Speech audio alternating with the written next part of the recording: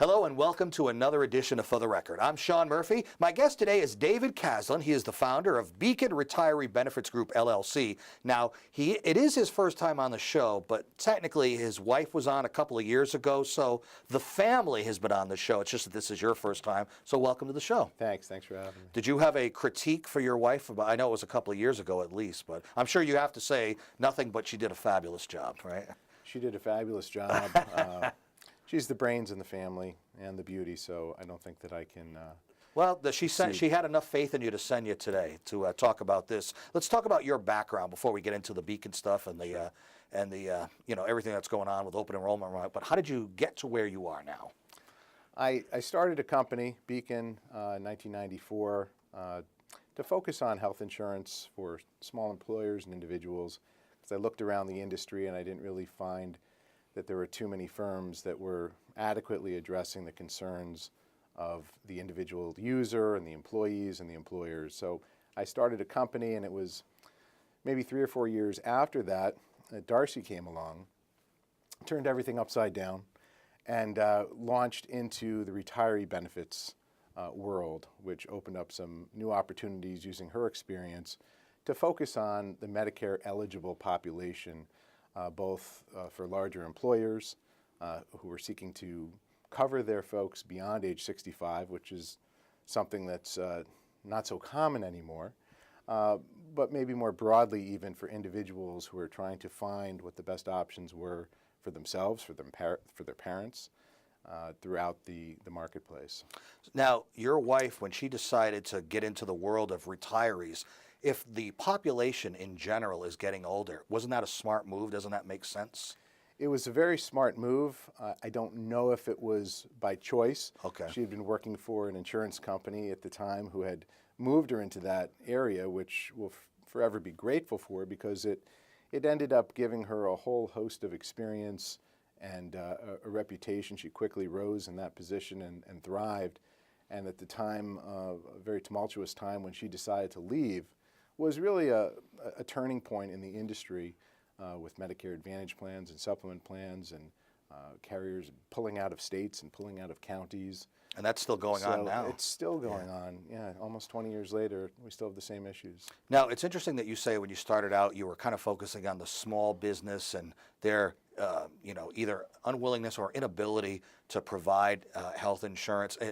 It's funny because I also do a radio show, and the radio company that I work for just hit that employee threshold number where now they're obligated to offer health insurance because they weren't before. And so it's very interesting to see, sometimes you say darn that employer for not offering, but maybe also there's a financial aspect of it too. How do we do this without costing the company to the point where they may have to let somebody go just to pay for it, and all these factors that are played in that you can understand on both sides, employee and employer, right? It's a tremendous burden. I mean, really, outside of payroll expense, there's really nothing that's more expensive as a cost to any organization than providing health insurance coverage to their employees. And then there's some people who could ask the question, maybe it's somebody outside the country or just someone in general, that how did your workplace get into the position where they offered your health insurance? Because they don't offer your auto insurance and other kinds of insurance. So how did your workplace and health insurance get merged together somehow? Not sure of the whole history of it. I don't know if it goes back to the development of unions and the responsibility of the employer to provide benefits. I mean, look at the evolution of the pension plans that became the responsibility of many large corporations, and now they're being dropped and cut and eliminated and converted over into plans where you're substantially funding your own retirements with your own dollars through 401k plans and things of that nature. So as we tape the show, the election is over. Thank goodness, because we're all pretty sick of it. Here. But we are now in a situation where we during the entire campaign, you heard rhetoric and the possibilities of maybe things like the Affordable Care Act being, just overturned or eliminated or repealed or just maybe tweaked at the very least. In your line of work, what do you see happening? If you can look into your crystal ball, not that anyone knows for sure, and does that affect you? And obviously it affects many Americans.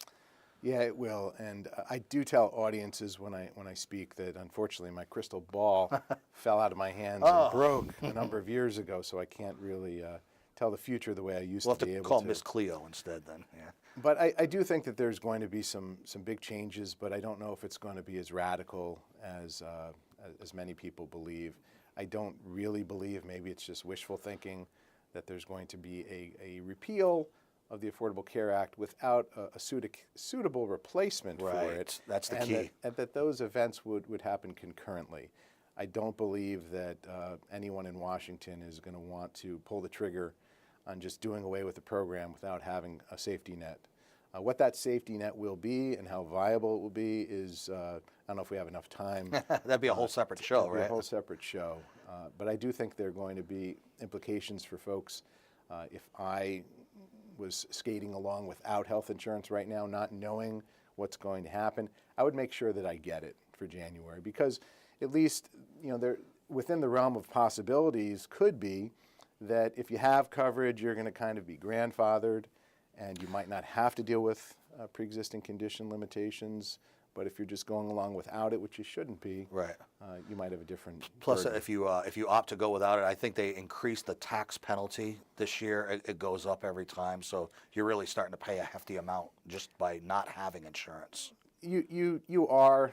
That was one of the problems with the whole system when it was introduced. The penalty, I want to say it was $95. And if you think of, But it was supposed to go up in incremental years after that or something. it was supposed to go up, and it has gone up. But let's remember also that it only impacts you if you're paying taxes. Right. To have any kind of a system be successful at the foundation, you have to have everybody participating in it, particularly with something like health insurance. Your concerns from your point of view about how you're hearing about different companies pulling out of the exchange and things like that, and just causing concern or maybe even panic. Will you even be able to get insurance, or what will your limited choices be if you go through that Affordable Care Act? I mean, that's got to be concerning. It is. It has been, and I think that part of the Affordable Care Act included the establishment of about 27 different companies. Here in Connecticut, a Healthy CT, is on the way of being, it's out of business. For, anyone who had a policy with them who was on the exchange has to find another plan for January 1st. These companies are failing because they're not adequately funded. They are insuring a risk which is not a very good risk. Because they're being forced to, right? Well, they weren't being forced to provide it. I mean, some of these companies were specifically created for the sole purpose of filling that need within a given state. I think. Well, what I mean is, like, pre-existing conditions in another world without the Affordable Care Act, they could have declined coverage. But now, if you're going through the exchange, your pre-existing conditions, you still have to carry them. That's correct. Yeah. But some carriers knowingly got into that. Some carriers, like Healthy CT, were created for the purpose of filling this role, so they weren't caught off guard. Other carriers, who were already in this marketplace, it was forced down their throat. If they were going to continue to offer these policies, they had to eliminate the pre-existing conditions, and then it becomes difficult to kind of catch up to where the premium should be once you've issued the policy. You're always running behind. Sounds like a big mess. It's a disaster, and I wish I could say that I feel like it's going to get better, but all of the legislation that's come out thus far fails to actually address the drivers of healthcare that's causing the problems. They're targeting different segments. They're even targeting folks like our firm who offer services and helping people and employers find plans by cutting commissions and reducing fees and things like that, when in reality, the couple of percentage points that someone like me might make is not the problem. You, my friend, that's why we had you here. We've surprised you with that. So where do the problems lie? Is it doctors? Is it pharmaceutical companies? Is it insurance companies? Where is it? Well, I think there's a combination of things. On the top of the list would be having a system that includes everybody. So you have to not just cover the folks who are sick. You have to have a plan where everybody is participating in that program and paying their fair share. That's number one. You can't have a system. If you got in your car and you started driving, if you didn't have to have auto insurance, you know, a lot of people would go without auto insurance, but what would our rates become? Yeah. They would be out of control. So the same thing applies, maybe even more so, with health insurance. The pharmaceutical industry is a huge problem. Hopefully that is something that is addressed. There's a lot of interest in Washington, but no one's been able to get anywhere in terms of setting some of those prices and fees. I don't know if the doctors or the medical provider is a big problem. I think culturally we demand things that other industrialized nations who have socialized medicine do not. In this country, we want access. You know, it's not good enough that we can just go to Lawrence Memorial Hospital down the street. We also want to be able to go to Bacchus and Yale and various other hospitals. We don't want anyone telling us we can't go here or there. That's not the way that it is in the rest of the world or even in parts of the country. So access is a huge thing. We also want instant gratification in everything that we do. We want to take a pill for something to make an issue go away rather than working like maybe when I was a child or you were a child, everything wasn't handled via prescription. We want the instantaneous gratification. If the doctor says we need an MRI or we need a scan or we need this, we don't want anyone telling us that we have to meet particular criteria. If we see a drug advertised on TV and we want to get that drug and we think that's we don't want anyone telling us, well, you have to meet certain parameters. Especially when you're watching football and you see that commercial on you, I got to try that. You know? Absolutely. How about the fact that we're a very litigious society? Is that a big concern, especially for the doctors, or if the drug doesn't work, you know, you're calling your lawyer?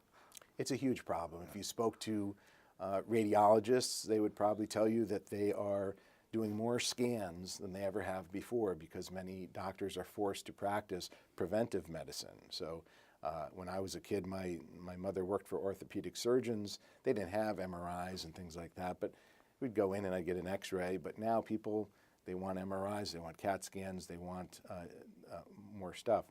Doctors are prescribing more drugs. They're ordering more tests to cover their you-know-whats. And it's because, you know, and it's a little bit extreme, but if a child, you know, fails a math test in 3rd grade, the anesthesiologist could get sued and could claim that he wasn't given enough oxygen. It was his fault. Yeah, so everyone is always blaming someone else. Sometimes there's obviously legitimate reasons for it, but I think reforming the system so that doctors can practice in a different way without the fears over their heads.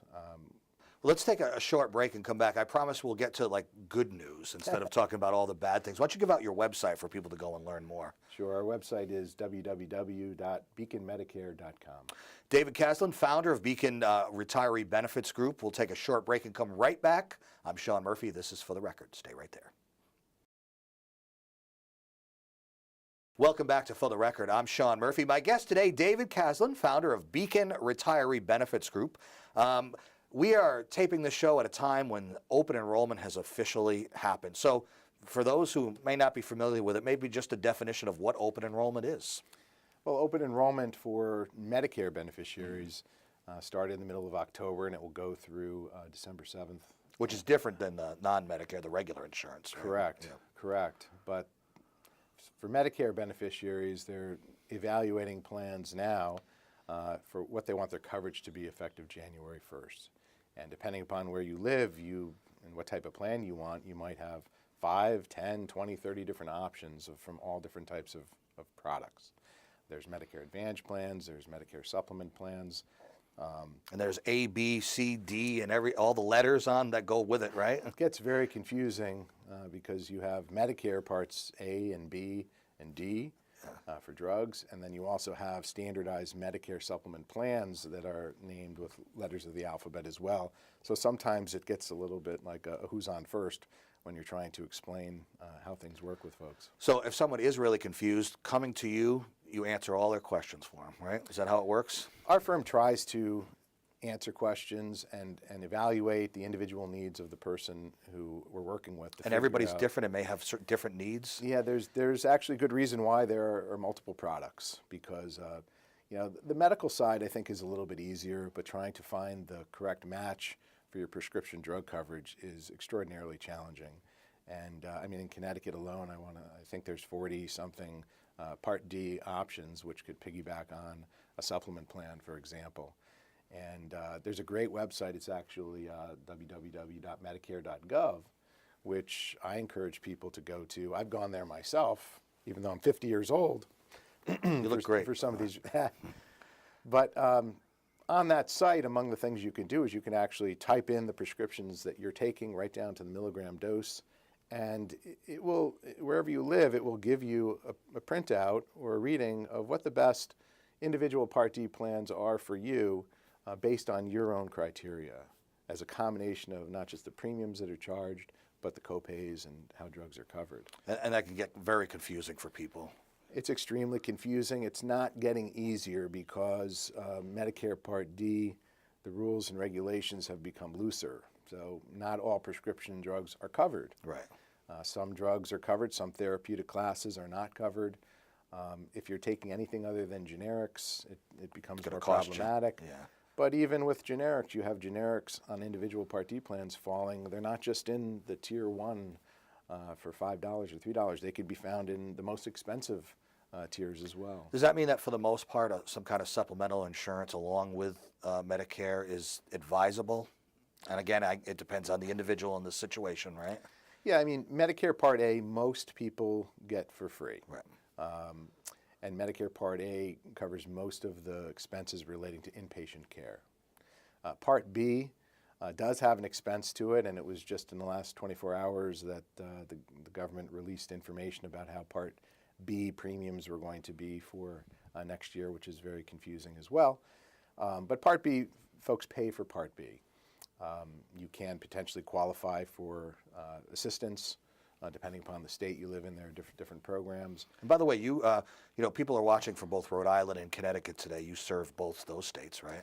We do. I mean, we primarily work in Connecticut, but we have retirees we work with over the borders into Westerly all the way up towards Providence. Very different markets, very different ways of doing things. Different approaches. Is it because of the state and their regulations? It's a combination of the state and the prevalence of a particular carrier in that area. There are fewer options, I think, in Rhode Island for Medicare Advantage plans, for example, than in Connecticut. It's predominantly in Rhode Island. It is a Blue Cross and a United kind of a town for those kinds of products. There are lots of different supplement plans, though, that are available.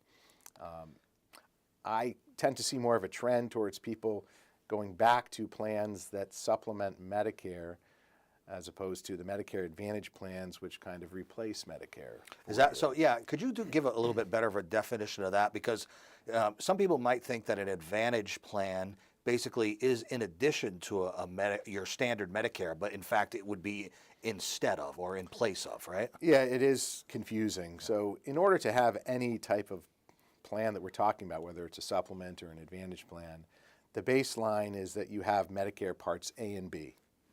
And so you're going to pay your Part B premium no matter what, no matter if you then purchase a supplement plan on top of it, which fills in different holes left by A and B.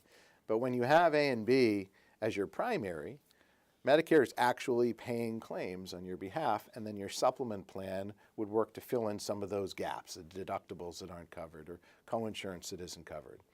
When you go the route of having a Medicare Advantage plan, it's a different system. You're still paying your Part B premium, but the insurance company that you select is actually now responsible for providing your Medicare benefits. So the insurance company is now in the middle. They're the ones who are making determinations. They're the ones who have their own different protocols. On a positive note, you can pick up sometimes extra benefits that aren't part of original Medicare. You might have some limited coverages for things like hearing aids, or you might be able to add on a dental plan or eyewear, things like that, which might, some bells and whistles to help entice people to pick those plans. You also deal, though, with restrictions of networks, and you deal with medical management aspects of it that you wouldn't have under original Medicare. So when a potential customer comes into you, one of their big things is, do I go with the regular Medicare, or is the Advantage plan more suited for my needs? Correct, and the Advantage plans can offer a more affordable solution at least in terms of monthly out-of-pocket premiums. If someone is extremely healthy and they're not worried about some restriction in the provider network that they might have at their disposal, then Medicare Advantage plan might be very suitable. But you might also have to deal with getting a referral to see a specialist, something that we kind of loathe here as a rule in the Northeast. Although across the country, it's more of the rule as opposed to the exception. Why do we loathe it? Why is it just here? I don't want to talk to this doctor to go to that doctor. Yeah, I don't know. It's there are really no plans left in Connecticut that actually offer, at least traditional kind of plans that offer that. The Medicare Advantage plans do have that in there as kind of a gatekeeper model. And there is some sense to it. The sense is that you're going to your primary care doctor, and they're really the point guard. Again, going back in time, when I was young, I only knew the pediatrician, Your the internist. primary care guy, right? They were the ones that you go to. Now we do a lot of self-prescribing, and we decide we need to go directly to a particular specialist, when in reality we probably should be having our care coordinated through that central figure. But again, in the Northeast, it's been demonstrated that we have a very low tolerance for those kinds of plans. So we're set in our ways here, Absolutely, and maybe to set in your ways, not to be our benefit either, At our firm, the median age of a Medicare beneficiary we work with is 76. People are living longer. 76 is the median age. So what I found is, over doing this for 20 years, is I could draw a line right down that median line, and the folks who are above that are probably not going to deviate tremendously from the type of plan that they have. If you're under 75, or if you're just turning 65, you're much more familiar with the internet. You're much more familiar with computers. Yeah. And old dog, new tricks. They're not into it. By the way, well, let me ask you this question. Everything that we talked about in the first segment of the show was basically concerns about pre-65. Do some of those concerns, do they concern you about Medicare people, or 65 plus? Are there concerns with that as well? Well, I do believe, having watched the debates and followed the election and keep up with things, I did not see or hear any inkling of tampering with the Medicare Part D system, for example. I think that there's going to be increasing pressure on Medicare Advantage plans because their existence is really predicated on subsidies from the government, which had been cut steadily over at least the last 5 years. So Medicare subcontracts the work out to these Advantage plans and says, hey, you think you can do this more cost effectively? We're going to actually pay you. We're going to give you $500, $600, $700, $800, $900 a month to insure Dave Caslin, and now it's your problem.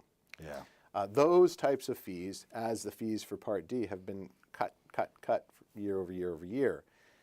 In 2017, there was actually a break in the ACA fees for 2017, which will allow Medicare Advantage plans to compete a little bit better, because although it was a small tax as a percentage of the total revenue, it is $20 or $30 a month that these Advantage plans had to figure out a way to juggle with without turning around and just passing it on to the member in the form of a premium.